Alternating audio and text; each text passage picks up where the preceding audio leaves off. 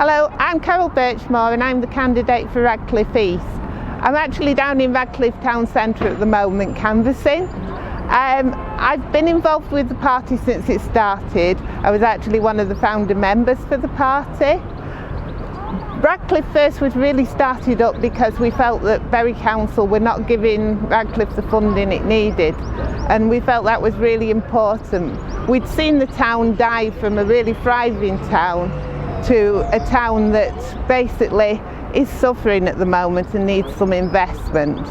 We've been working with the council, trying to get the council to put more investment in the town, but the problem is that actually we need some representatives to get that through.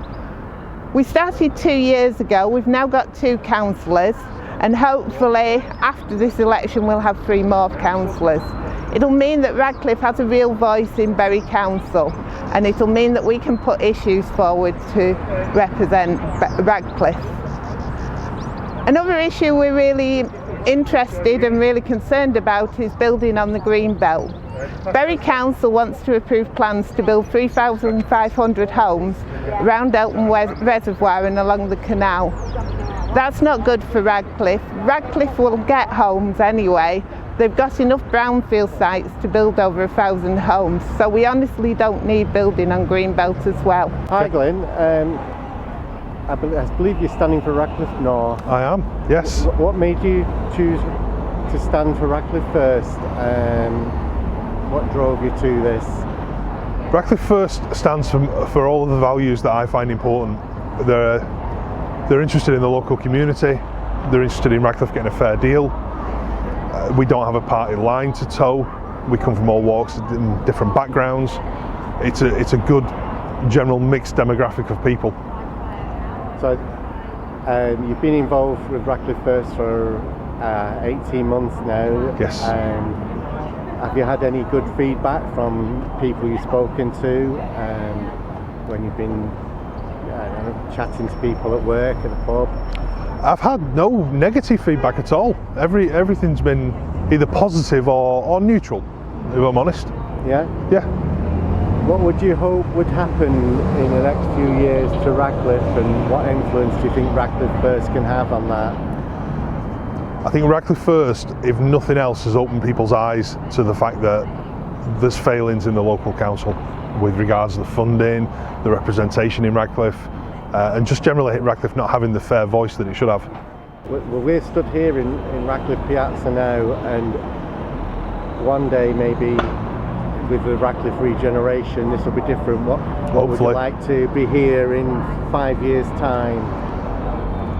We need a community hub again. We need a civic centre, we need places for people to congregate and be a community again. That's what's lacking. We're just almost drifting at the moment, and we don't have any way of being a community and centralising ourselves. Well, we've stood here now and Radcliffe looks great in the sunshine. It does. The cafe's open, everybody's smiling.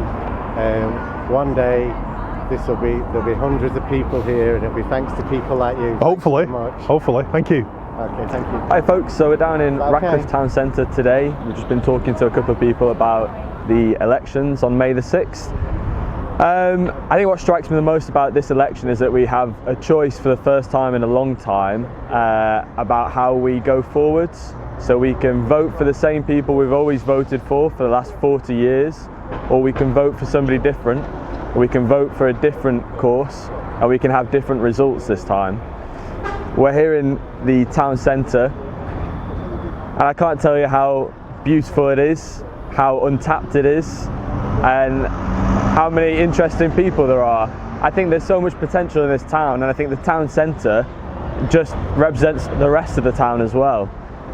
What we could do with this plaza, what we could do with the market hall, a new civic centre, new swim baths, leisure facilities, everything we were promised and we were told we were going to get, but we never did get. All of those features are an essential part of a town, and our town deserves it. We have about 30,000 people in our town alone, and we make up a good share of Bury Council's income. We don't get back what we put in, and that's the raw deal. We deserve more, we should ask for more, but we don't. And the whole point of Radcliffe First is to demand fairer representation on Bury Council. There are people like myself, people like Glyn, Mike, James, and we're all passionate about our town. There's nothing else to it. We're not after a paycheck, we're not after some kind of position or power. We'll never have a complete majority. We know that. We have to work with other people in our borough, and that's what we're all about doing. So if you are sick and tired of everything that's happened in the last 40, 50 years to this town, if your parents were sick and tired of everything that's happened to this town, and their grandparents were tired of what's happened to this town, then May the 6th, vote differently. Vote for Radcliffe First. Start putting your town first. Start putting your community first, and make a difference. It's that simple, but it's up to you. You have to make the choice.